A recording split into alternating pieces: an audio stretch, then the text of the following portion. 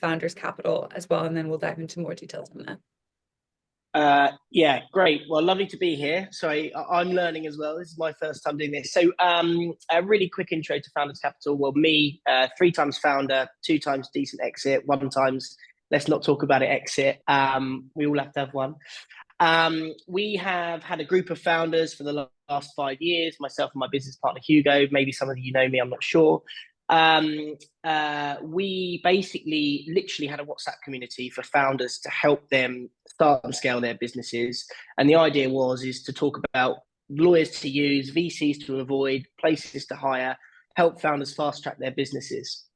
Long story short, when we came into a bit more liquidity, we started investing into some of those founders because obviously we'd followed their journey and their businesses. Some of the founders in our community wanted to piggyback off the deals that we were doing. So we basically fell into having a community of investors. Founders Capital has now been running a couple of years. Last year, we deployed about £10 million, all on a deal-by-deal basis, into mainly seed and Series A stage businesses, but we've also invested into 10, 11, 12 pre-seed businesses. But we do everything on a deal-by-deal basis. We don't have a fund, so we normally look to run 2 deals a month. It's a really collaborative group. We don't have much red tape, and we certainly don't have any egos. So, use me whilst I'm here today, but obviously you can also check me out on LinkedIn and ping me a note. Yeah, and looking forward to seeing some of the companies. Fantastic. Just out of curiosity, founders, if you guys have raised via syndicate before, or if you're considering raising via syndicate in the future round, can you put it in the chat? Because I want to dive into the details a little bit about what are the differences that founders should expect when they're pitching to a syndicate. Like if you find out about a syndicate and you want to get in touch, should you find the lead? Should you find other people who are in the syndicate? What's the best route in? And then what are the differences in terms of that, like the deal flow process that they should expect? Yeah, is that a question? Yeah. Would you like me to answer that? Yeah. So, look, I think pitching a syndicate, you've got to think about who the members are of that syndicate. So our members are founders. Typically, we get access to some great deals, even some deals that we should never get access to because we are founders investing in other founders. But obviously, different syndicates are different. Some have very specialist individuals within their communities. You need to think about what hits the right notes for those people. So the great thing about our group is they know the perils of being a founder and the challenges that come alongside that. The difficulties with our group are we get a lot of opportunities and there are certain boxes that often need to be ticked. Now, the earlier stage you are, I presume most people here are pre-seed or seed, right? Is that correct? Yes. So the earlier stage you are, obviously, typically, the more you're raising from angels or syndicates rather than funds, we definitely want to see angels that are well versed in your subject matter and your space, already committed to your round. Before we start to look under the hood of the business, we don't necessarily need a lead VC because we recognise that's not always the case. But we would definitely be keen to see people that are immersed in your space. That have already written a check into the round just as a proof point, and that's because we're sector agnostic in terms of what we invest into as a syndicate, because we've got a group of founders from all walks of life. I could do a whole nother talk on the investing through a syndicate and a VC and the role of a syndicate as you grow as a business, which we could probably save for a later date, or I could record something for you guys. The thing I would definitely say is the great thing about someone like us is I can raise 50 to 100k for a pre-seed or seed business, but I can also raise £1 million for a Series A business or Series B business if they've been on our roster for long enough and we've been tracking their journey. So unlike other syndicates, potentially we can grow with our with our investee companies, which isn't the case for all syndicates. Sometimes they just play in pre-seed and seed space. Okay, that's really useful.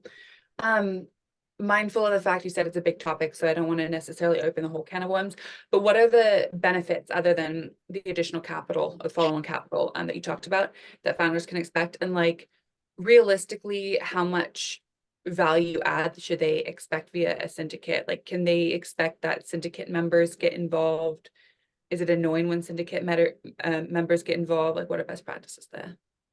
It depends. We've got people that write. So we wrap everyone up into an SPV. I'm sure people know what SPVs are. So we sit as one line item on your cap table, but we might have 20 underlying investors. Now, some of those want to be really light touch and hands off, but some of those would want to provide value. I often find the most value comes from probably not the biggest check investors in your round. So, we'd manage the conf flow depending on, who it is and what value they can bring. And, if the founders want to be introduced to the investors, then absolutely you can.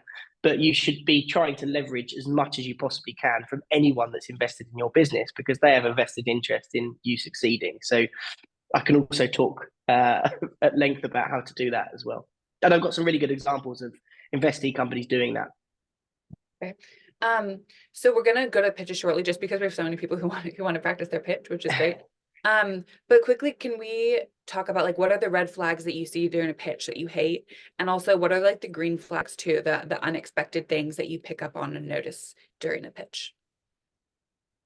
Look, no investor expects it to be perfect, especially at this stage. I always look for absolute understanding of your subject matter, and a major important thing is obviously really knowing your customer, and a level of humility. Like, recognize you don't know what you don't know. No business at your stage is going to be, as I said, perfect. So us as investors understand that, and it's for us to identify where the potential hurdles are, maybe looking a bit further into the future rather than on the founder's shoulders. But just remain humble throughout all of the processes of pitching. But I think the key thing for anyone pitching anyone is, no matter whether it ends up in you getting investment or not, you should always try to get some tangible value out of a call with an angel or a syndicate.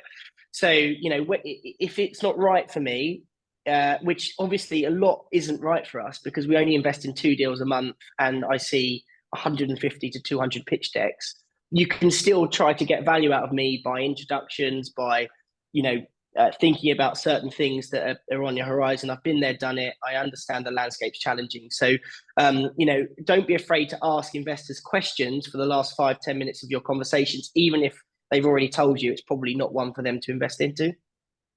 Okay, that's really useful. So does anyone have any last minute questions for Rich? We probably have time for 1 or 2 questions, and then I want to move straight into pitching. And I realize people are raising their hand to pitch, so if you do have a question, put it in the chat instead. Otherwise, I'm not going to be able to tell what thing you're raising your hand for. Any questions? Okay, we're going to go straight into pitches. Harry, Megan, are you? Oh, sorry, Maddie, are you ready to go first? We're good to go. If Mads, do you want to throw the deck up? So just to recap, 3 minutes to pitch, then we'll do feedback, and we're going to be really harsh about time so we can get through as many people as possible. Oh, don't worry. I've practiced with the clock. That's fine. Okay. Go ahead and get on screen share mode.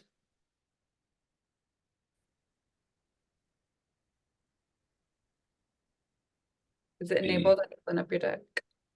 Yeah, I'm just having to enable it.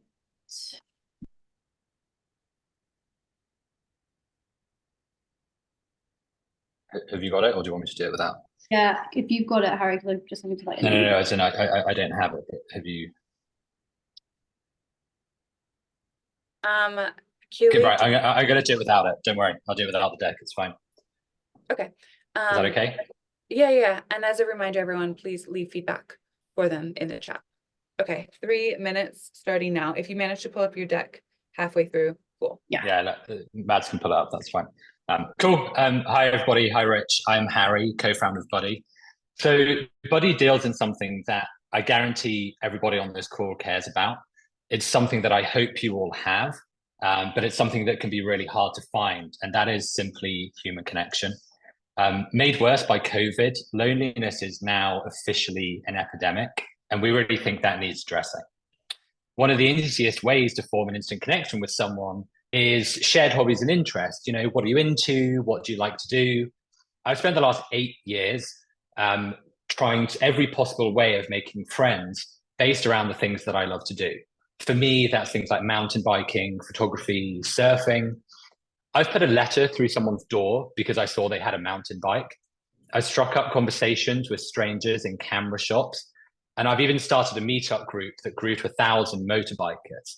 This was so inefficient, but I did it because making friends as an adult is really hard. And it's not difficult because I'm an introvert. It's not difficult because the people I want to meet aren't out there, but simply because there is no way of finding them. My next door neighbor could be my perfect photography buddy, but how would I ever find that out?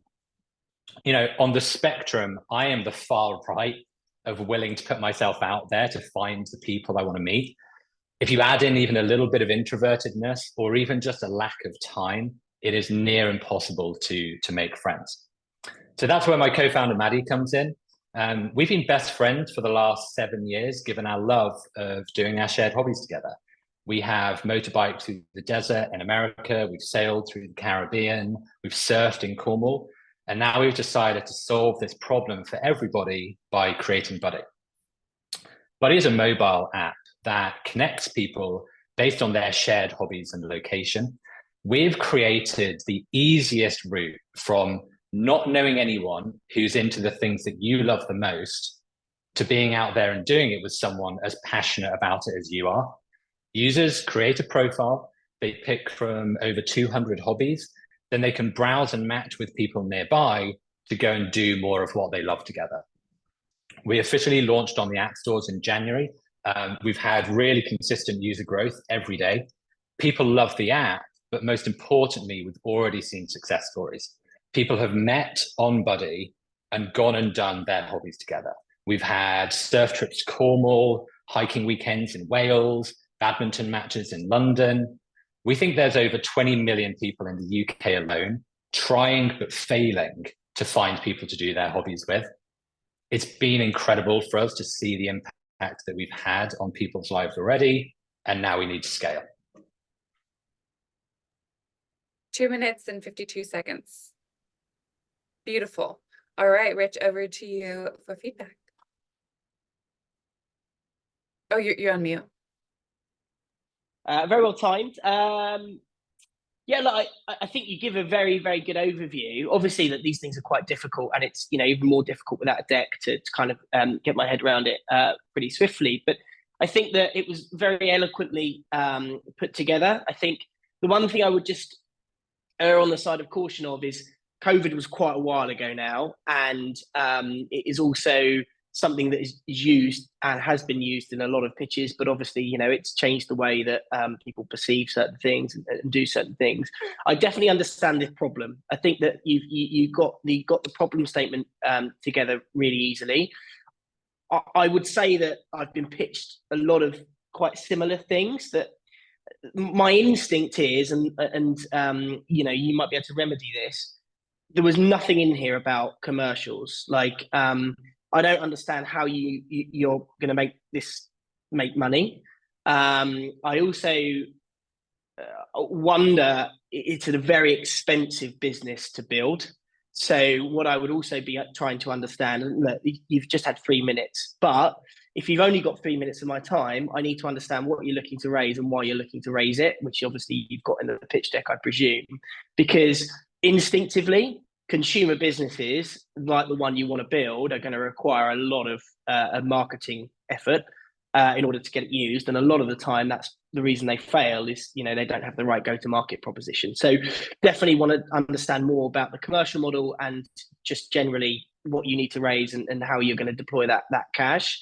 And then finally, it's like, I wouldn't be afraid to admit that some people have tried to take on this challenge and maybe haven't succeeded, because there have been examples of that. The final piece of feedback I give is, I think you also want to distinguish how you're going to create a moat that means that social platforms and the dating platforms can't basically build this. Because obviously, if they've already got a user base, they're already one step ahead. So that is really quick off the back feedback, and I'm probably going to say the same to you all, which is pick my brains off the call, but that's kind of what I would respond to the 3-minute pitch. Yeah, look, that's super helpful. Thank you. Yeah, it's difficult in 3 minutes, right? Because But Baz, yeah, Baz is right. He's just made a comment. Like the way you articulated the story was extremely together. So you know, you just need to figure out 30 seconds to cut if you're going to do it in 3 minutes, and replace that with the more commercial aspects of the conversation. that's totally fair. Appreciate it. Thank you, Rich. Well done. That's our first pitch of the cohort. Good job. Okay, Philippe, you're second. Thank you very much. I'm just going to go through the journey of sharing my screen. So, Is there any way you can turn your mic up a little bit? give me You're a 2 little seconds. faint. I'm listening. I'm just going to get a drink. 1 sec, but I'm listening. Or just you might just need to speak Yeah, a just bit louder. maybe, just- yeah. yeah. Speak Is that- louder, closer to the is that- microphone. Is that better? That's Yeah. better. Yeah. Fantastic. I can take it up more if helpful. Usually I've got a loud voice, so I try to limit your save your eardrums. Let's rock. Cool. All right. Can you see my screen? Yes. Fantastic. I was under the impression this was up to 5 minutes, so bear with me. It's going to be a bit more kind of. I'm going to try and cut as much time as I Speak can. quickly. Yeah, fantastic. Okay, cool. Well, thank you very much, everyone. I'm Philip. I'm the CEO of Iodo, and we are the adaptable last mile delivery solution for urban logistics. So, in 2022, well, all of us are probably familiar with the fact that the last mile delivery industry is booming. In 2022, we had just over 5,000 parcels being delivered every second globally, and a global market size for last mile delivery of 217 billion pounds. And by 2030, that's due to explode quite significantly to 25,000 parcels a second and double in size in terms of the global market. On top of that, the urban environment is getting incredibly complicated, making actually delivering these parcels that much more difficult. We've got urbanization, a lot more people moving into the cities than ever before. We've got customer demands, or customers demanding cheaper, faster, greener, and more flexible deliveries than ever before. We've got more vehicles on the road causing congestion. And finally, in terms of the delivery space, that's always been a victim of pretty tight margins, and operation costs are growing, which makes those margins even more difficult. So operating in these urban environments is getting increasingly complicated and tricky for businesses across the spectrum. And to add to that, the competition on the market at the moment very much focuses on the planning side. So optimizing the planning process of deliveries. So if you picture an operations manager who wakes up in the morning, sits down at their desk and consolidates the orders they need to deliver that day, they will use a software, one of these softwares, that will optimize the plans for their drivers. But when it comes to executing, and once the drivers are actually on the road, it becomes a lot more difficult. And there's no solution out there that effectively optimizes the execution of deliveries in real time. And that's where Iodo comes in. And we know this is a problem because we've experienced it firsthand. Shem, our COO, used to be head of operations at delivery unicorn Getir and has spent over 15 years in operations, both in hospitality and in the delivery space. Our CTO, Pablo, has spent over 13 years as an autonomous and connected systems engineer. And I myself have spent over 5 years as a strategy consultant specializing in mobility and public sector. And we're also supported by a wealth of a great group of advisors who also are leading experts in both the mobility, technology, and logistics spaces. So introducing Iodo. Iodo is a delivery management system that enables adaptability and automation, saving both the operations manager's time, but also the driver's time, and improving the efficiency, reliability, and sustainability of last mile delivery. And how do we do that? We enable real-time optimization. So we allow businesses and drivers to adapt on the fly to make sure they're capturing opportunities and reacting to emerging challenges like traffic, road closures, and accidents. We also create a learning environment. We're using AI where we learn from changes, longer term changes in urban environments, and allow businesses to adapt over the longer period of time to changes in those dynamics, as well as changes in their business. 3 minutes. So wrap it up, okay? Cool. All right, sorry, didn't realize that. All right, we enable automated planning and multi-factor calculations. I'll skip this bit. In terms of our growth, we're currently targeting niche businesses like laundry to kind of get our foot in the door. But then as we grow and mature, plan to target much larger businesses, larger organizations, and eventually scale globally. So this is quite an important slide. I guess even if we the global last mile delivery market is huge, but even if we just target small businesses in the UK, that's businesses with 50 vehicles or less, the opportunity is pretty significant. I'll skip this, what we've done, but ultimately we're currently raising £350,000 of SEIS eligible as an SEIS eligible business, and that is to take our solution from MVP up to V1.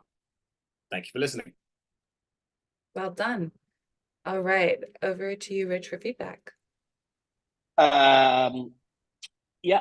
Okay. I understand it. I think you're right. You know, the space is a very interesting one.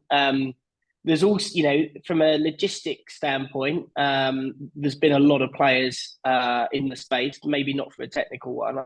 I do hear you there. My main concerns with what you've presented is, firstly, what is the tech? And when I say that, it's like, have you just overlaid on Google Maps and created a kind of interface that, you know, is just easier to use? And then secondly, onboarding the smaller customers, get it. My instinct is this is going to be very difficult to scale as the bigger you go after bigger companies, because there will be a very strong argument for them to in-house this type of technology, I think. That's my instinct. Now, obviously, you know, I don't know the space enough. I don't know how you'd remedy that based on what I've said. Yeah, I mean, if you're happy to, shall I jump in? I appreciate we're tight for time. Yeah, let's give it like 30, 45 more seconds. Go for it. Yeah, sure. No, I appreciate that. In terms of kind of overlaying on Google Maps, it's there's a lot more kind of happening behind the scenes. Google Maps is great from a kind of navigation perspective and a point-to-point optimization. So our drivers will be using Google Maps to take them from point A to point B. But when you're optimizing 50 delivery locations per driver, Google Maps isn't good enough for that. And our technology is a combination of AI models and those kind of real-time adaptability models that will enable that kind of live movement of delivery plans throughout the day. So the feedback for me then is, I know it's been abridged and I know that you were short of time, but I didn't get the feeling that there was a great amount of science behind the business. You know, you didn't actually convey even that, right? So I know you got the CTO in there. I think you need to better articulate the secret sauce as to why people would use this business, and then, you know, what you're building under the fascia. To be honest with you, is my instinct. And then the second point, which, you know, I'm sure you can remedy, but is how are you going to scale this? Because I think you're going to get into a few of the smaller businesses, but I would imagine, you know, like a Getir or a much bigger firm, they'll just try to build this internally. Because if you think about it, right, and you're raising 350k, and that's going to get you to the next point. If this is such a critical part of their business, which it is, because they are last mile businesses, I would strongly suggest that they will be looking at internal solutions to these problems. And you're completely right, 100%. But an ongoing debate in their minds is obviously the cost of building something like this. It's not an easy one, so that's where there's an opportunity for us, which is to come in with an off the shelf solution. For someone like the DPDs and the Royal Mails, it'll be a bit more bespoke for them, of course, to accommodate for the scale. But there's always a decision, and we're in conversations with a number of them now because of that dynamic of how expensive it is for them to develop it in-house. Okay. All right, Cool, we'll wrap it there. I love that everyone's adding so much feedback. By the way, this is Philip. Phil Edmonds is someone else, so let's not tag Phil Edmonds, who's probably getting a lot of notifications right now. Okay, so Kelly, my dear, you are up next. Well done. Philip. And oh, your deck is up and ready to go. Wonderful. I'll hit the timer now. Hi, can you hear me? Yep. Okay, hi everyone. I'm Kelly, and I'm the founder of StraightPay. StraightPay is the smoothest way to spend and invest in Africa. Let's see. So our mission is to simplify spending and investing in Africa by lowering remittance fees and creating access to a wide range of African financial assets. So our solution is creating a digital mobile app that makes it easy for anyone anywhere in the world to do cross-border payments into Africa, but also to be able to view financial investment opportunities in Africa. And we create this by, creating smooth local access to local currencies in Africa, affordable transfer rates, and creating partnerships across African businesses. So at a high level, this is what the app looks like. So essentially, the story behind StraightPay is if you were going to a safari in Kenya, you would want access to local currency. And what StraightPay has done is it allows you create a digital local currency wallet, and you can pay for goods and services anywhere in Africa. And then some of the other additional features we do is the ability to invest. So obviously, some of the high ticket financial investment assets that we're aware of are Teslas and Nissan, but no one ever looks at what the stock market is or what equity or what financial assets you can invest in Africa. And so one of the things we're looking to do is to showcase the best African assets for anyone interested in Africa to be able to buy. And the Sub-Saharan African market, or the flow of funds, is $63 billion. We see the serviceable obtainable market to be $7 billion. Our target audience are immigrants, so people who migrate from Africa into Europe, North America, and Asia. And we also target intra-African immigrants, so people who move around within Africa. And we target foreign travelers and tourists that are interested in Africa. And we also target SMEs who are interested in trading and doing business in Africa. So it's a competitive landscape.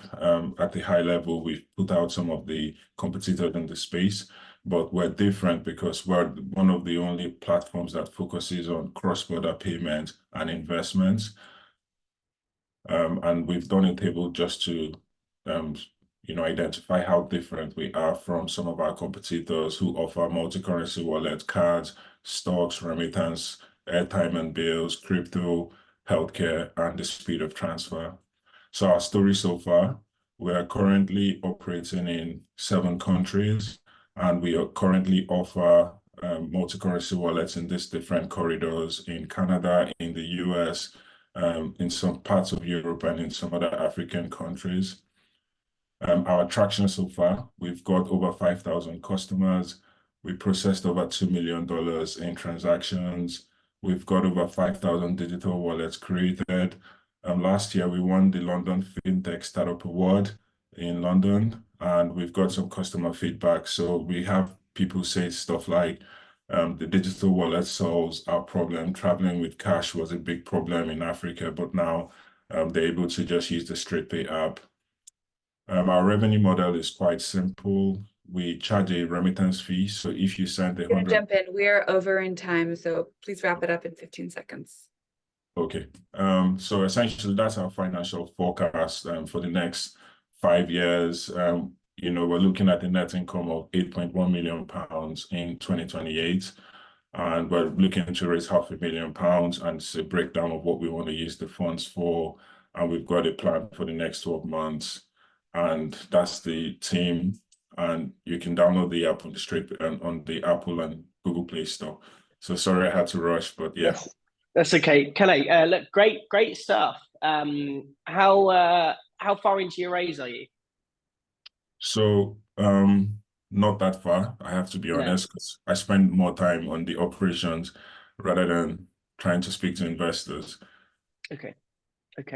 Look, I think the one first overriding piece of advice I'd give you is what you need to do is you need to build a compelling pitch away from your deck. I would be focusing on trying to basically get your 2-minute overview to your friends, family, of the business absolutely nailed, so that you feel really confident with it, so you don't need the deck as a prompt.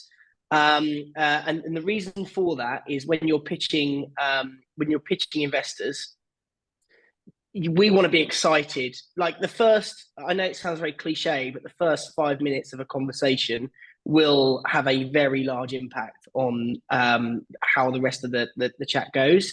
For me, it can be a lot more succinct, and there's probably could be a bit more energy. And I think the energy will come from confidence. The confidence will come from you kind of getting the spiel down to a T with friends and family members riffing without the deck. So that's the first piece of advice. The second thing I would say is I think that the narrative was really great. I think where you're going to win here is you need to be strategically focused at targeting investors that get the pain point of your product. So the great thing for you is there's a lot of active investors in your market. There's also a lot of syndicates, and I can set you up with a couple that specialize in investment in Africa. And I think that those types of conversations that you can have with those types of syndicates will really help, because they're people that maybe are dealing with the pain points on a regular basis. That's where your first checks need to come from. It needs to come from people that have experienced the pain of the problem that you're solving. Thank you. All right, that's great. But good stuff. And yeah, nice branding for an early stage business, right? Thank you. Yeah, branding looks great. Veronique, you are up next. Hi, everyone. Can you hear me okay? There's a lot of background noise behind me. Yeah, Can we you can hear hear me you. fine? Okay, perfect. Let me share my screen. So I'm going to do a short presentation, because we start off with positioning, and I would love to have your feedback. I also want to leave enough time for conversation as well. So probably going to be less than 3 minutes, if that's okay. Fantastic. Hi, everyone. My name is Veronique Tong, and my startup is called Tell Me. It's a podcast creation platform that makes you think and talk. We're addressing a big problem today. There's a huge communication skill gap. Literacy and communication skills are foundational for success in the modern workplace. However, 72% of employers do worry about the young people's level of young people's proficiency in communication skills. Now, we are creating a podcast creation app that allows people to learn and think and speak in a way that is efficient. We have created originally a product for children, and we are currently repositioning or repurposing our product for the older age group. So the product is based on allowing people to listen to other podcasts that other users have created, that have been curated. We allow them to create their own mini podcast using prompts that are generated by AI to allow them to create meaningful and engaging mini podcasts. And they have the choice to either keep their podcast private or to share them with the world.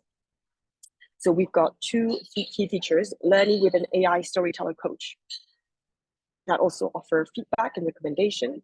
And we've also got a AI podcast studio that will supercharge the content that the users is creating.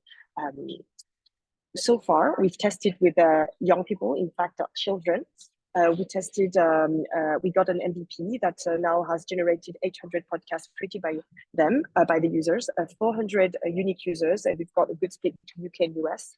We've also tested a podcast coaching session, so it's a communication coaching session, and we got 100 signups in 3 days. So we tested that, not 70, but 100 now. And we've also signed an institutional partnership, so far being funded by Innovate UK and Alia Impact. It also got accelerated by a number of other institutions. I am the CEO and the principal founder. My background is rather commercial. So I've been working with Unilever and created about 14 partnerships between corporate and younger startups. And I'm also a CPG executive founder, and also worked at EY for many years as a strategy consultant. Luc is a head of product and co-founder. He's ex-Trint, which is a voice tech company. And then we've got some really good advisors and investors as well. So what's the business model? We want to be entering the upskilling market. So the product would be, the goal is to actually sell licenses, simply having businesses upskilling their younger workforce with Xiaomi. In terms of raising, we are raising 1 million in 2 closes, still SEIS left since other investors engaged from France. And we want to reach 3 million in ARR in 24 months with 2 to 5 partners that we believe we can convert. So I'll pause here, and I'm waiting for questions because we do have other things to say, but I'm pausing here. Thank you very much. All right, 3 minutes and 30 seconds, by the way. Okay, let's go to feedback. I like the branding, by the way. Yeah, it was good. Like I think it's definitely a pertinent problem, and it's definitely something that has been proven by other businesses in terms of this B2B to C model in kind of training. Like I think Multiverse is a good example of something that is scaled immeasurably. Just on the slide that you had 50 million by one partner, what was that? This one here, what does that mean? Yeah, so we target one a company that's got 50, sorry, forget that slide. It's actually a slide. So originally, sorry, it's the first time I'm actually pitching this. But basically, the way we built the business originally was a B2C and B2B, B2B2C business. And it was a podcast creation platform for children. Now, what we had originally, the business model that we had in mind was to actually get a partner like Epic for reading. They have millions of users. And we basically got them to offer our feature. So it's an add-on feature or an API. So it's a way to engage children on specific topics. So yeah, whoever gave you the advice or came up with the idea to pivot it to B2B2C, give them a pat on the back, because I think that's definitely properly helped the business. I think selling through to big brands, like Barclays or Asda or those types of businesses to engage their younger employees, I think is probably definitely the right way to go here. So yeah, it feels good. I think the concern I'd have is around tangibility. Like, how can you actually demonstrate that it is having a success, and how can you get individuals to engage with it and use it?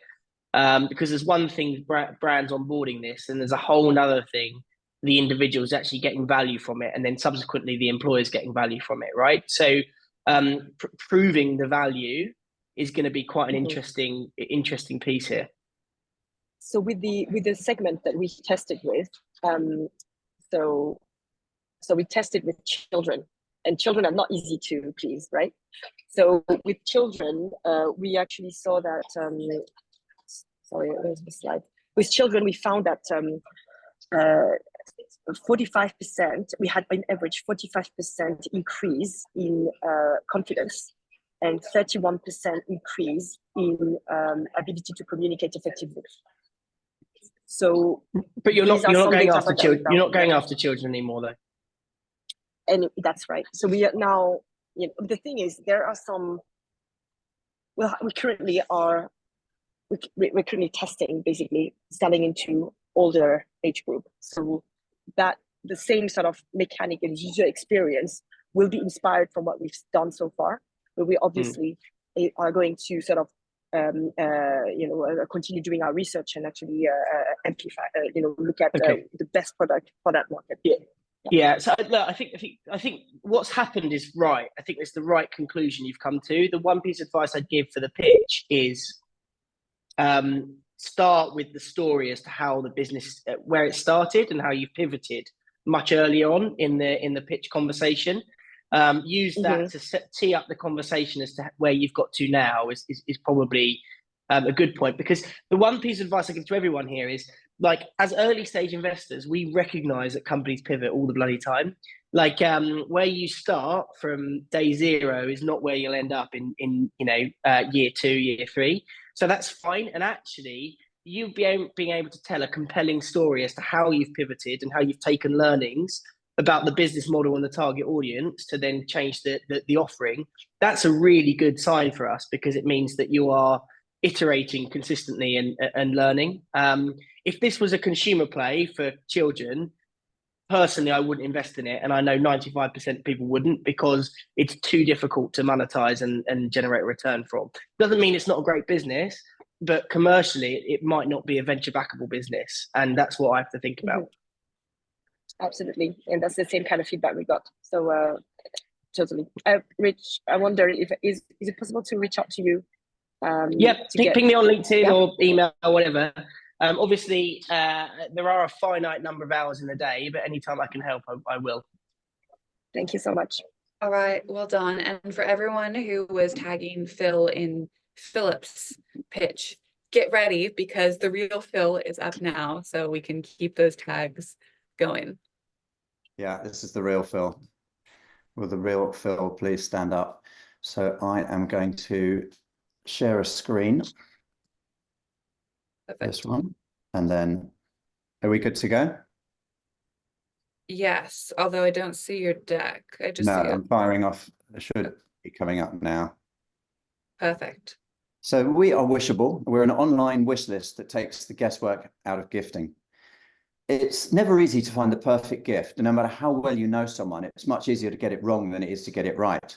And that's why every Christmas, 40% of UK residents get between 1 and 5 presents they didn't want. And Oxfam tell us there's 60 million gifts worth £4 billion that are discarded every Christmas. And that is an awful lot of wasted gifting going to the wrong people. So we developed Wishable.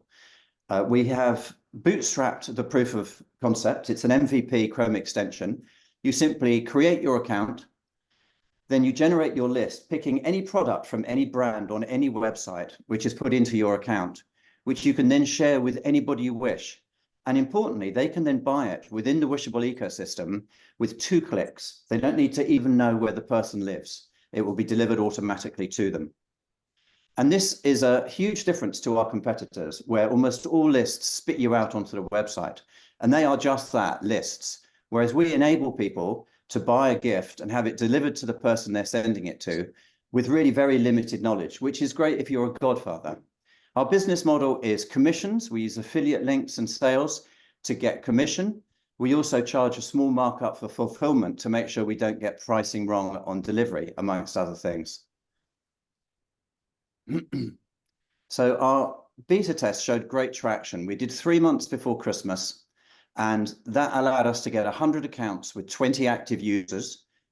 Each user spent £43 per month per person, giving us a margin of 7% and a growth per month 31%.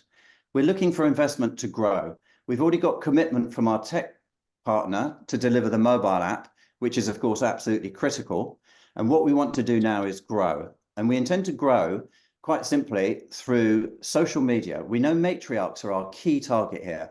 Organizing gifts for their kids is vitally important. So we're going to get influencers to push that out, and we'll reuse their content across all of Google, as well as our own social media presence. Founders are marketeers. We have a wealth of marketing knowledge between us. Missing from this slide is our CTO, but what we know is how to grow and how to make this product work across all of the Meta and Google platforms that we've already identified. We're looking for money now because online gifting is growing literally exponentially. Our tech is working brilliantly to identify all the products. And if we start now and get investment, we'll be ready for Christmas 2024, which is, of course, absolutely critical time period for us.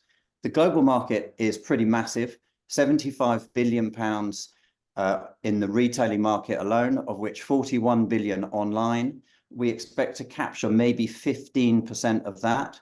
The details of that were there to evidence. Thank you. Beautiful. Nice. Okay, and feedback. Oh yeah, good stuff. I also come from a marketing background. My first comment before I knew you were coming from a marketing background, Phil, was the logo needs to change if you're going to invest loads of money on paid, because it's not going to scale on digital. But maybe you know more than I do. Well, I'd be really interested. What do you mean by that? Because you're not the first people to talk about our logo. Well, the reason why there's an exponential growth in like 2D logos. You want the most simple logo possible when you're trying to scale digital advertising. The issue with the bits on the top is it's just not going to scale in different. Yeah, the dandelion seeds is not going to scale with like different ad formats as you start optimizing your ads. In my experience, but I don't know, I've been a bit while out of the game. So I would actually, I think there needs to be a bit of TLC on the brand before you start kind of going hard on the go-to-market, certainly from a digital perspective. My keenness would be to understand how much it's going to cost to acquire a customer. Your margins are quite low. You're going to need a lot of customers to make this a viable venture proposition. And another thing I'm going to say here is not every business needs to be a viable venture business. I think that there's kind of almost like a really weird feeling amongst founders that they have to get venture capital. You don't have to get venture capital just to build a nice business. There will be more and more businesses in the next 5 years selling for between 15 and 50 million, given where the market's going, that won't need venture capital, and there will be less venture capital available.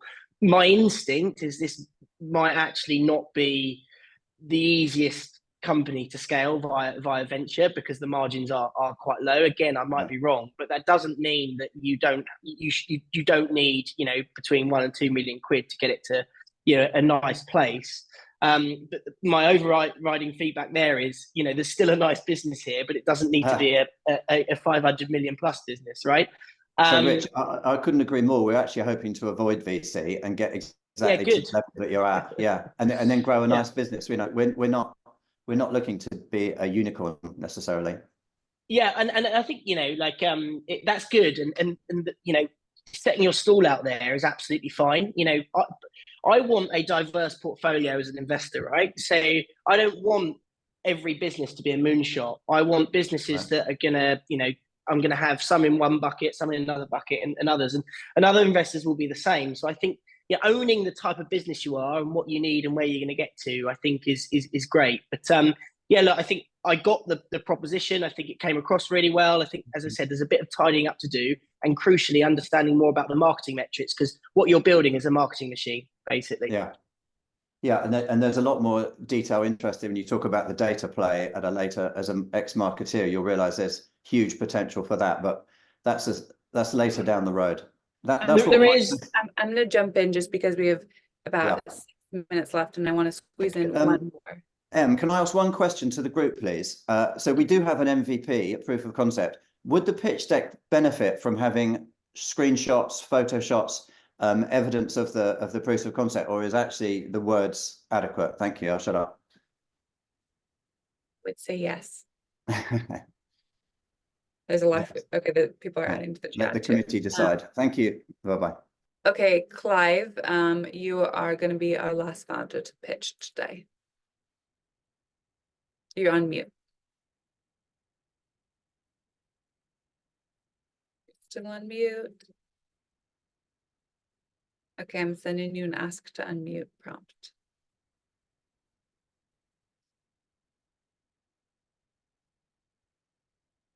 Okay. Okay, we've got probably 15 seconds, or else we're going to need to jump to another person to pitch. Can you unmute yourself? It should be in the bottom left corner.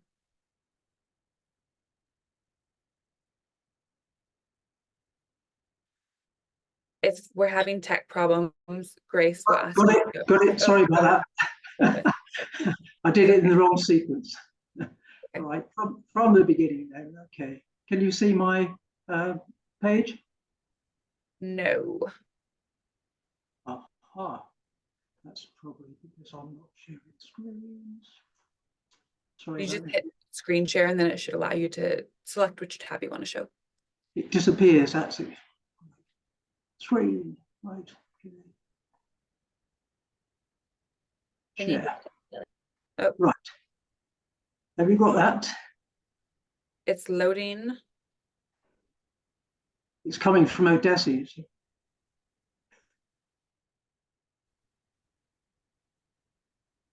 Is it showing on anyone else's screen? I can't tell if mine's just being slow to load. No, No. it's saying it's loading. Do you want to start? Do you want to start without it? Yeah, I guess Okay. We're tight on time. We only have 4 minutes until we need to say goodbye to Rich. So I want to. I understand.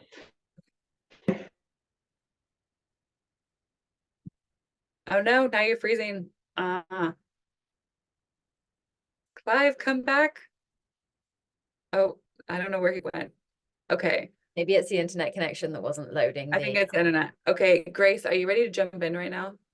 Clive, we're gonna save you for next week. Okay. I think Grace wanted to wait, but there was someone else also. Barak. Barak, if you And since it's your investor, Yeah, I can jump in. this is probably a really good chance for you to go. Okay, fire away. Yep, I'm sharing my screen. Thank you. Can you all see it? Yes. Fire away. Hello, everyone. My name is Burak, and I'm the co-founder of CatJobs. CatJobs is a video-based recruitment platform dedicated to the hospitality industry globally. Together with my partner, Chris, we have 30 years of relevant experiences in tech and hospitality. We're not the first-time entrepreneurs, and we set ourselves on a mission to solve hospitality hiring problems. We run restaurants and clubs in London and Istanbul and have experienced the problems firsthand. We have many trusted partners following our ideal. Paper CVs don't cut it when it comes to hospitality hiring. Employers and industry are unhappy with the current solutions. Hospitality has very diverse needs within the industry itself. A waiter in a bar, hotel, or a Michelin-star restaurant have different responsibilities, although it is the same role. We're solving these issues with video CVs in our unique pricing model. Candidates can showcase their skills and personalities, while employers can post jobs for free and pay to view applicants.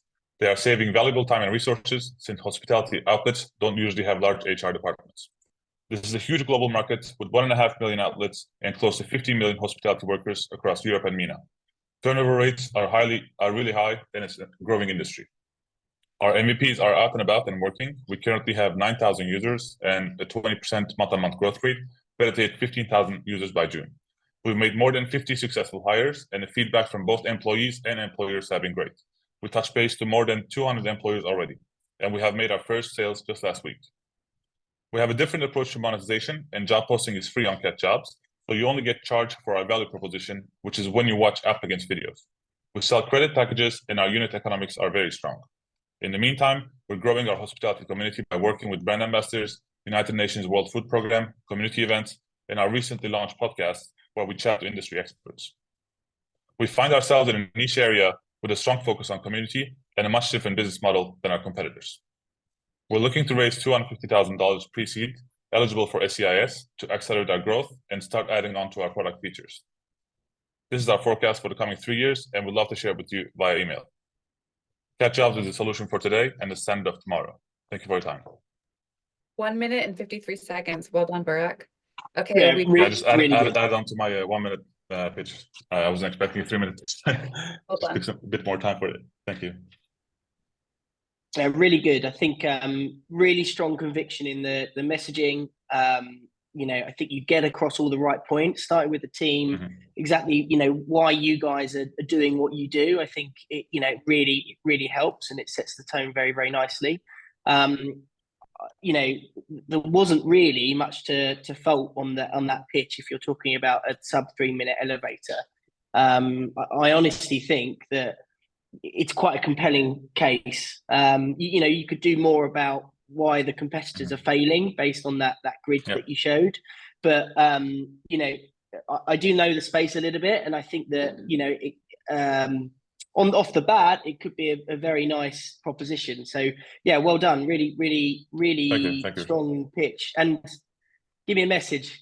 Absolutely, yeah, Good we'd love stuff. to. We'd love to. We have relevant investors as well, like hotel owners, restaurant owners, and people from the tech side as well, along with a syndicate based in London. So now we're trying to, because we were based in Istanbul as we first started out, and now we're trying to expand into the UK. And we just founded the company there. We're SCIS eligible and whatnot. So we're trying to raise this money to finally get into the UK market as well. Yeah, I mean, the one thing I would say is, there's going to be a massive demand for this in European tourist hotspots as well, right? So, Absolutely. I don't think having a base in Europe is a bad thing at all for this type of business. So yeah, kudos. It feels quite good. Thank you. I'll definitely give you a shout. Yeah. Well done. Thank you very much. We are gonna say goodbye to Rich. Rich, thank you so much for your time. We're gonna share. I put your LinkedIn in the chat. We'll share it with the founders afterwards, as well. And yeah, thank you for joining us, founders. Stick around. Wave goodbye to Rich. Thanks, Say Rich. Yeah. Good luck, everyone. And yeah, just ping me a message. It's a perilous journey being a startup founder,